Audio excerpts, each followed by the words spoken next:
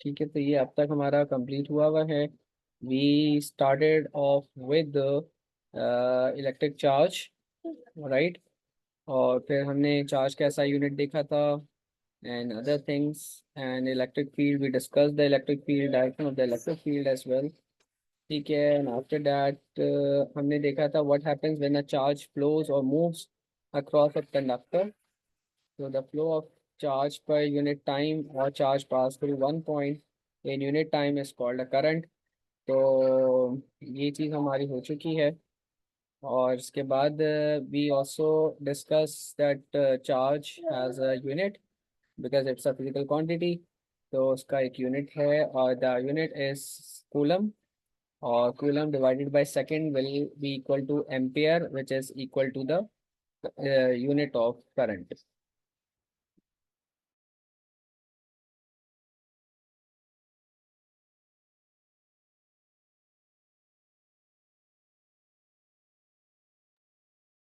जी sir.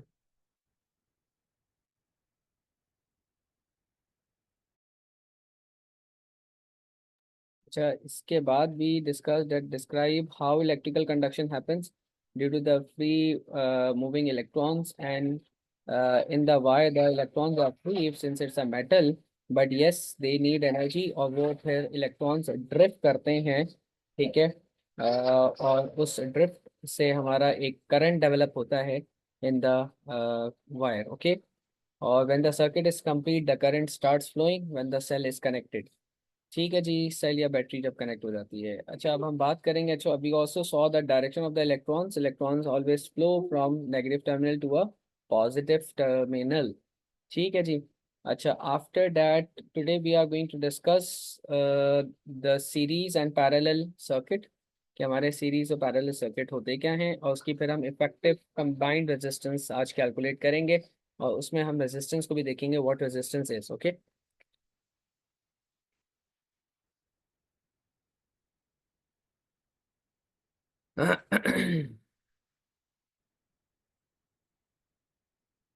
तो first of all मैं आपको पहले रेजिस्टेंस बता देता हूँ व्हाट रेजिस्टेंस इज।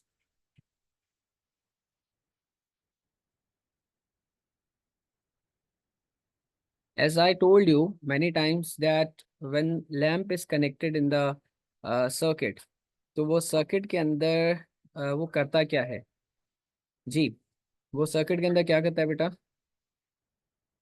वो एक लोड होता है, लैम्प और या कोई भी आप फैन या any load you connect in the circuit. ठीक है, तो वो करंट को लिमिट कर रहा होता है। ठीक है, करंट को, That only allows the limited current to pass through it. Yes, it allows a limited amount of current, क्योंकि अच्छा लिमिटेड अमाउंट ऑफ करंट, जितनी लोड को चाहिए होती है। हाँ नहीं, वो इस तरह कर रहा होता है कि करंट, क्योंकि देखो चार्ज जो है वो अपनी स्पीड से ट्रैवल होना चाहेगा। ठीक है, बट लोड, अब अगर हैवी लोड है तो करंट बहुत ज़्यादा स्लो, एक ऑब्स्टिकल बन जाएगा वो। जी बिल्कुल एग्जैक्टली तो ज़्यादा बड़ा ऑब्स्टिकल या हर्डल होगा, तो the charges have to do lot of work at that point. Okay. ठीक है, तो ये चीज़ हमें जो है ना इसका प्रॉपर अंडरस्टैंडिंग होनी चाहिए। ओके, तो रेजिस्टेंस का, अच्छा, I discuss electromotive force in the last class. ठीक है, और मैंने पोटेंशियल डिफरेंस की भी बात कर ली थी, आई रिमेम्बर। ठीक है, और हमने we did some questions and we were applying E is equals to W upon Q, that means work done by a source. ठीक है, और हमने इलेक्ट्रोमोटिव फोर्स में पढ़ा था कि it is defined as a electrical work done, ठीक है, by a source in moving a charge around a complete circuit, यानी कि जो बैटरी के वोल्टेजेस हैं वो आपके एक इलेक्ट्रोमोटिव फोर्स के तौर पर हैं। ठीक है। ठीक है, एंड उसका जो फॉर्मूला था, we we remember that this formula, oh my god sorry, yes, so the formula is for electromotive force. Sir, are you writing something on the screen? Yes, now you can see sir ये क्या है? E is equals to ये W, किस चीज़ का formula है sir? electromotive force. This is, what is electromotive force? haven't I discussed? अच्छा no चलो sir. ठीक है, ओके फाइन, ठीक है। तो बेटा इलेक्ट्रोमोटिव फोर्स, अच्छा before resistance we should discuss electromotive force first. ठीक है, हम पहले इलेक्ट्रोमोटिव फोर्स को डिस्कस कर लेते हैं।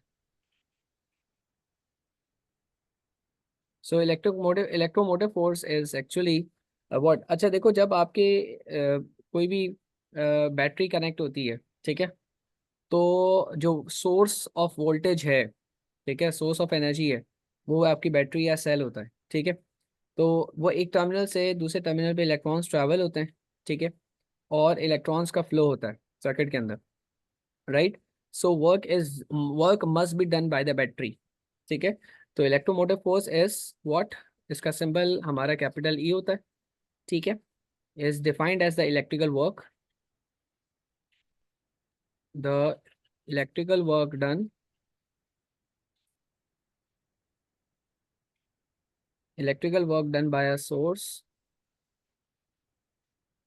by a source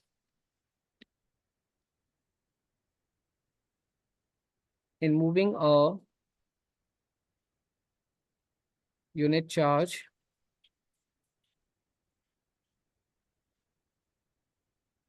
around a complete circuit, right। तो इसका फॉर्मूला क्या बन जाता है, electromotive force is work done by a source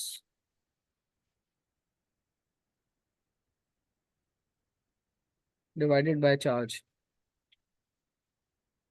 okay. और इसको हम सिंबॉलिकली ऐसे लिख सकते हैं, W/Q, ओके। और इलेक्ट्रोमोटिव फोर्स एक्चुअली क्या बता रहा है आपको, ठीक है, सोर्स वोल्टेजेस क्या होते हैं बेटा ये, Source voltages. ठीक है, राइट। अब let's talk about the potential difference. Did I talk about potential Sir, difference? what have you written in moving a unit charge? Unit charge around a complete circuit, okay.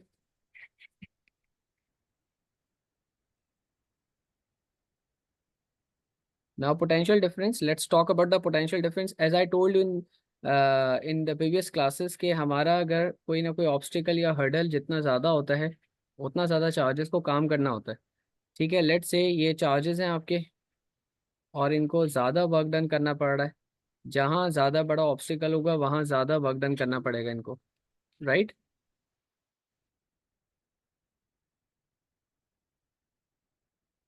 Mm.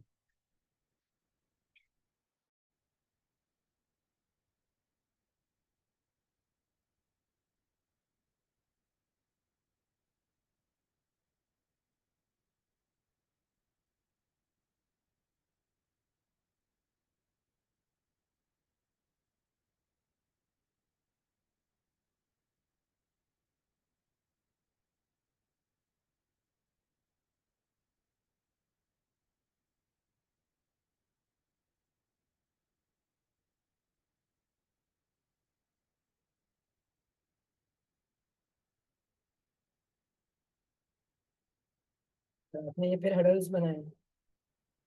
Now see, you can see here that different obstacles or hurdles are drawn on the screen.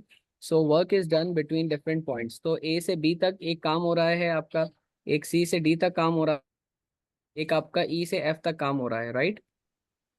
हम्म।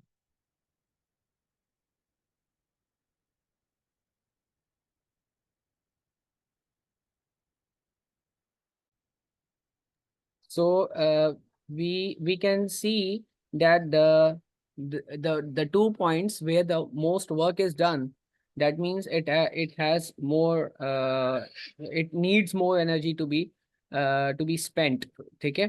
तो अब हम अगर electrical circuits की बात करते हैं, तो electrical circuits के अंदर चार्ज के पास एनर्जी होती है, right.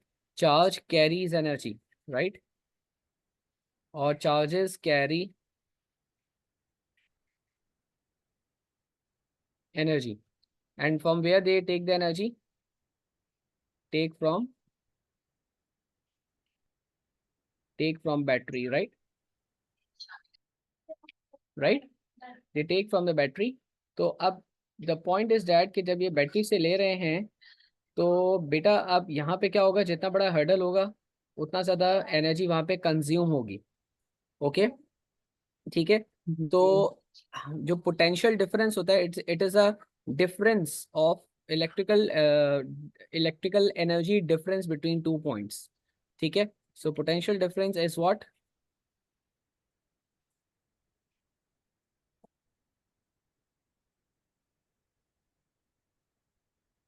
The electrical work done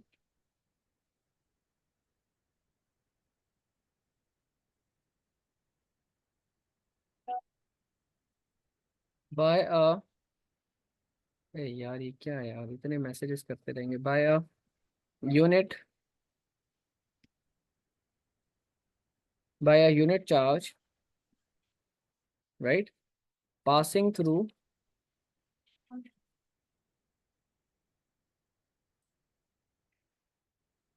through a component. Okay.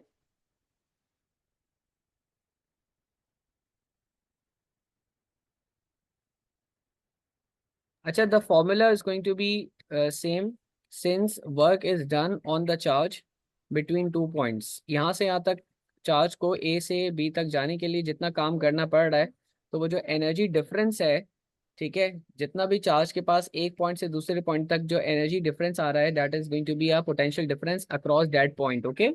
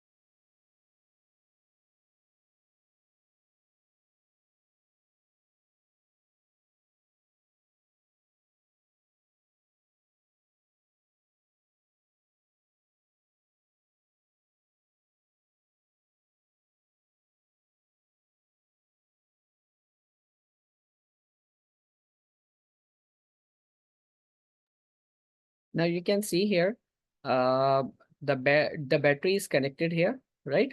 और यहाँ पे एक हमारा लैंप है, यहाँ एक और लैंप है और एक और लैंप है। ठीक है। The circuit is completed. The current starts flowing from positive terminal the current that we have taken which is flowing from positive terminal is going to be a convention current. Okay, ये हम लोग पढ़ चुके हैं, ठीक है।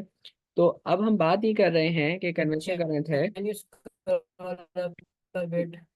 Okay, wait, let me do it. जी, right. बस।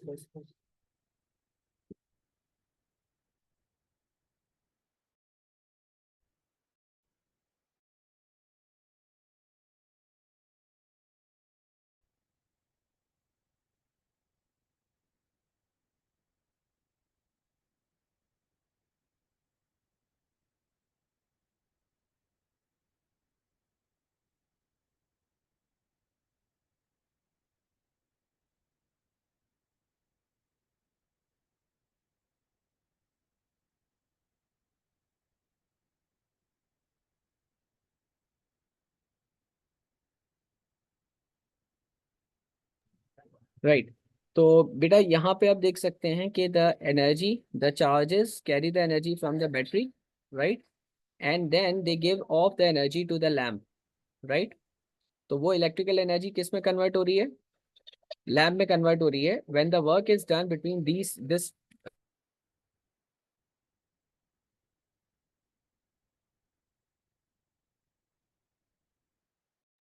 so when the work is done between this point, तो some of the energy is consumed, ठीक है, और that glows the bulb, okay, और light up the bulb।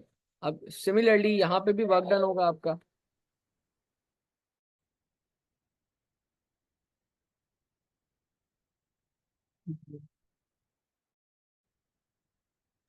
ठीक है। तो आपके डिफरेंट डिफरेंट पॉइंट्स पे the work is done, right, A से बी तक, फिर सी से डी तक, फिर ई से एफ तक, right.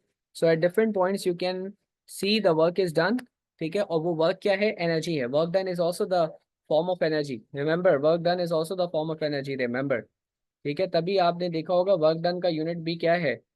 Work done is also the form of energy.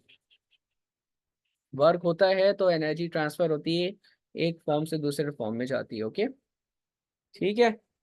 तो अब आप मुझे बताओ कि यहाँ पे चार्जेस, अगर ये लैम्प कनेक्ट नहीं हुआ होता, if the lamp is not connected, तो what do you think what is going to happen? अगर मैं एक वायर कनेक्ट कर दूं ऐसे करके, जी बेटा पहले आप ये देख लो, अगर यहाँ पे, चलो मैं इसको ऐसे करता हूँ, let me let me give you one case, कि यहाँ पर I have connected an ammeter, right, यहाँ पे एमीटर कनेक्ट कर दिया मैंने, ओके। तो this ammeter will measure the total amount of current, is that so और not? Yes, will this ammeter measure the total amount of current? ठीक है। तो this ammeter measures the total amount of current A, this is ammeter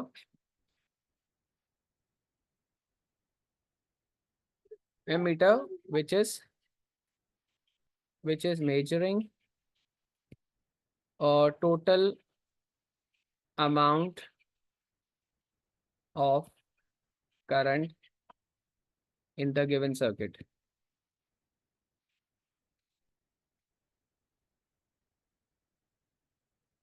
ठीक है।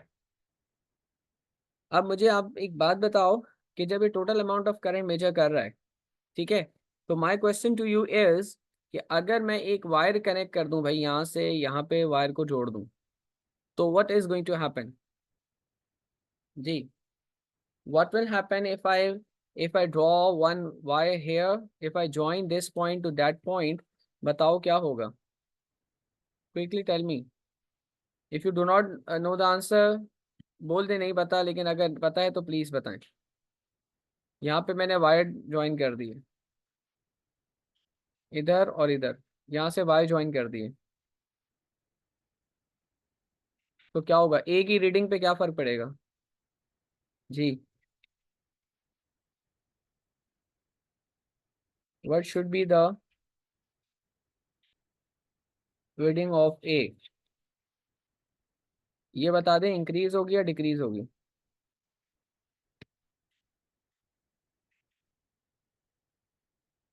जी, ए की reading क्या होगी, increase होगी डिक्रीज होगी after connecting this wire without without any load.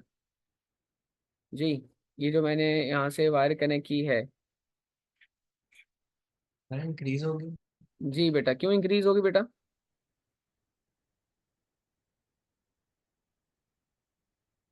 क्योंकि इंक्रीजेस एज, नो लोड। हाँ, current takes easiest path, that means where low low or less resistance, where low or less resistance या load is connected, ठीक है? और if there is no load, if there is no load, that means क्या है, क्या मतलब है उसका? that means there is a short circuit, there is a short circuit, okay? और शॉर्ट सर्किट में क्या होता है? Infinite amount of current travels. Infinite का मतलब होता है लामहदूद, ओके?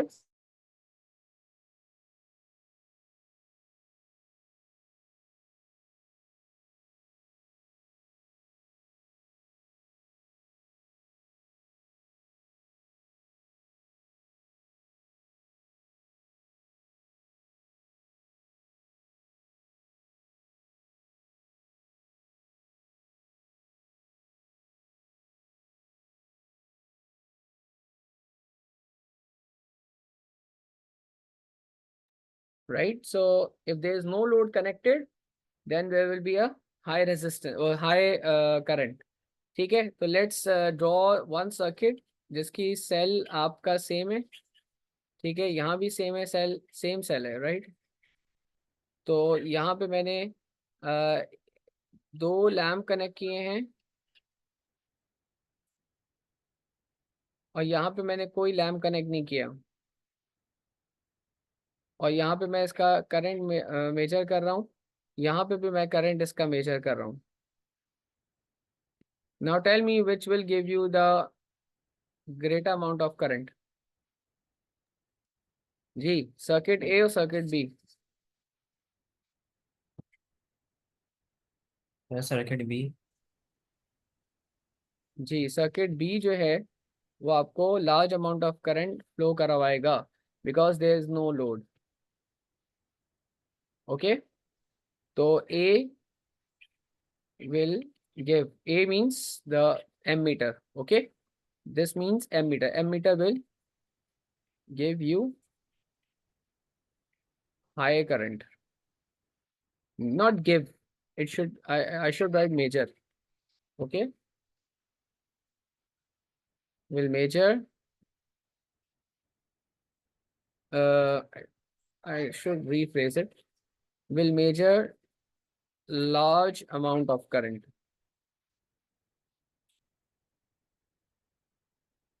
right? ठीक है? Now let's talk about the resistance in today's class, जिसको हमारा टॉपिक था अभी तक जो आप देख रहे हो वो हमने ये कवर कर लिया है, ठीक है? Now let's start the resistance,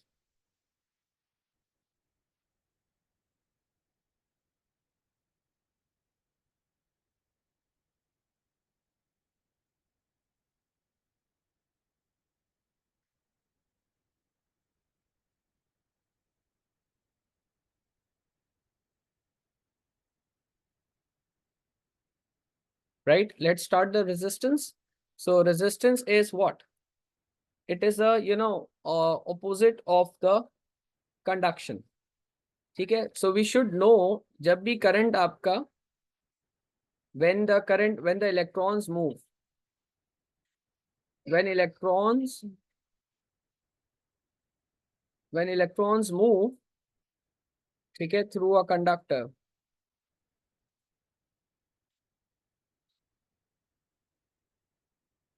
so move with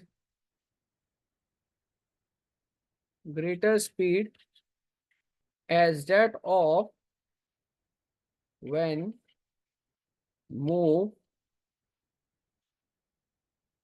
through a poor conductor. What do you understand by this sentence?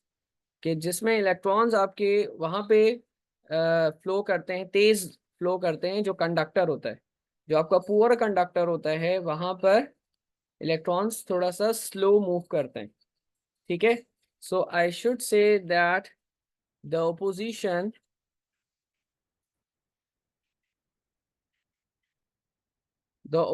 Of a conductor, the opposition of a conductor to a current, the opposition of a conductor, ठीक है, to current is called resistance. तो अब हम एक definition लिख लेते हैं. It is actually the ability of the substance. ठीक है. It is actually what? It is the ability of the resistance, sorry, substance. ठीक है. तो जो आपके जो गुड कंडक्टर्स होते हैं, good conductors have low resistance, और poor conductors जिनको हम we can also say insulators have high resistance. Right? ठीक है जी. तो रेजिस्टेंस की डेफिनेशन क्या बन जाती है? द एबिलिटी और the property of a substance to resist or limit the flow of charges. ठीक है. The ability or the property of a substance to resist or limit the flow of charges is called resistance. ठीक है. अब जो symbol होता है resistance का, अच्छा, जो डिवाइस होती है, ठीक है, उसको हम क्या कहते हैं? रेजिस्टर कहते हैं. ठीक है. सही है. और उसका जो सिंबल होता है वो आपका ये होता है. राइट. इस पर डिफरेंट कलर्स हुए हुए होते हैं, different colours show the different value of resistance. Okay. The different colors give us different value of resistances. Right? Resistance एक खुद प्रॉपर्टी है, और जो अगर हम उस डिवाइस को कहेंगे या किसी सब्सटेंस को कहेंगे रेजिस्टर है, इटसेल्फ अ रेजिस्टर, ठीक है, तो वो एक डिवाइस होगी. ठीक है. द component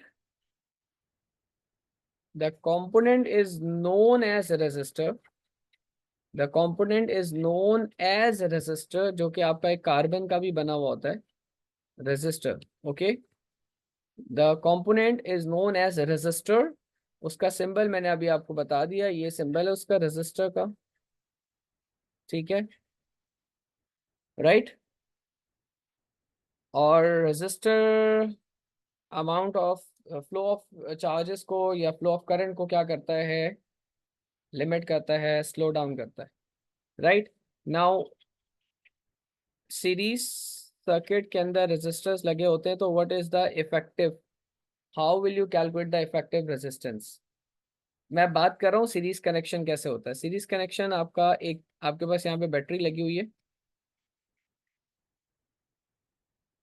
ठीक है, एक रेजिस्टर हमने कनेक्ट किया है यहाँ पे, let's say this is R1,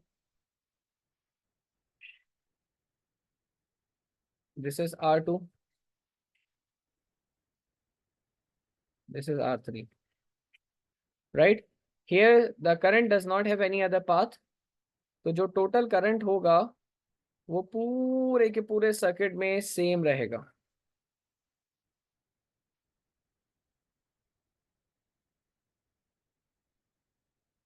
बात समझ आ गई? बट अगर हम पैरेलल सर्किट की बात करते हैं, यही सर्किट अगर मैं इस तरह करके बनाऊं,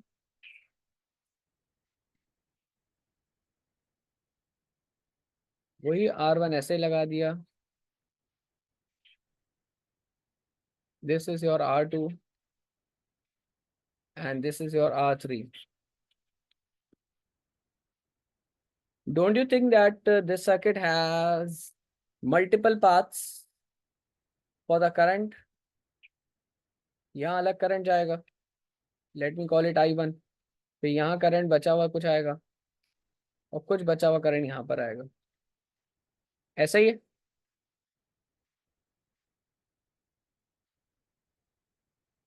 is this clear? So parallel circuit के अंदर क्या होता है, इट हैज मल्टीपल पाथ्स, ठीक है, for the current to flow, and in series circuit the current has only one path to flow. Is this clear? ठीक है जी। करंट दोनों जी करंट दोनों में क्या सेम रहेगा। दोनों में सेम क्या मतलब, कहाँ से सेम आएगा भाई? मतलब ये पैरेलल सर्किट है या ये सीरीज सर्किट है? हर रेजिस्टर से ये पूछो कि हर रेजिस्टर से करंट क्या होगा। सीरीज सर्किट के अंदर जो करंट गुजरेगा वो हर रेजिस्टर से सेम अमाउंट का करंट गुजरेगा, लेकिन पैरेलल सर्किट के अंदर आपका करंट डिवाइड होगा अकॉर्डिंग टू द लोड। जितना बड़ा लोड होगा वहां से करंट कम जाएगा, ठीक है।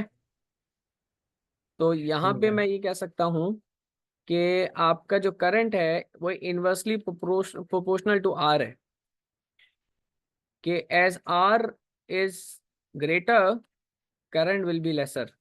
जिस जगह बड़ा रेजिस्टर लगा होगा वहां से करंट कम जाएगा, जिस जगह बड़ा रेजिस्टर लगा होगा वहां से करंट कम जाएगा। लेकिन सीरीज सर्किट के अंदर तो करंट के पास कोई और रास्ता ही नहीं है, current does not have any choice, ठीक है। सीरीज सर्किट में no choice for the current to be divided, okay, no choice for current to be split up. Is this clear now? Current के पास कोई चॉइस नहीं है series में कि वो स्प्लिट हो जाए, लेकिन पैरेलल में क्या है कि उसके पास चॉइस है कि वो किस लोड से जाना पसंद करेगा। जहां से लो रेजिस्टेंस होगी वहां से करंट ज्यादा फ्लो करेगा। I hope there is no confusion. Clear है बेटा? अब मैं आपसे ये कहूं कि टोटल रेजिस्टेंस सीरीज की क्या होगी। टोटल रेजिस्टेंस सीरीज के अगर आप निकालना चाहोगे तो कैसे निकालोगे? Finding a total resistance, finding total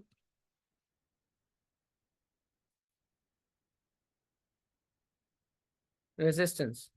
तो बेटा टोटल रेजिस्टेंस आप सीरीज में डायरेक्ट ऐड करके निकालोगे, और this is going to be R1 plus R2 plus R3, this is going to be your total resistance, ठीक है। और in series, this is for series, and for parallel आपने ये चीज याद रखनी है कि हम इसको रेसिप्रोकली ऐड करते हैं। That is going to be 1/RT plus, sorry, is equals to 1/R1, 1/R2, 1/R3, ठीक है।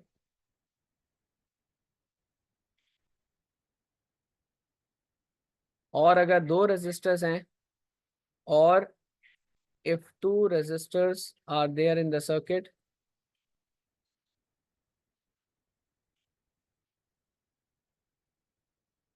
then we can use this formula as well. कौन सा? अगर दो हैं तो वो क्या होगा? RT is R1 R2 divided by R1 plus R2. I hope there is no confusion now. ठीक है, नेक्स्ट क्लास में हम इसके क्वेश्चंस करेंगे और मैं अभी आपको एक क्लास में पावर पढ़ाऊंगा.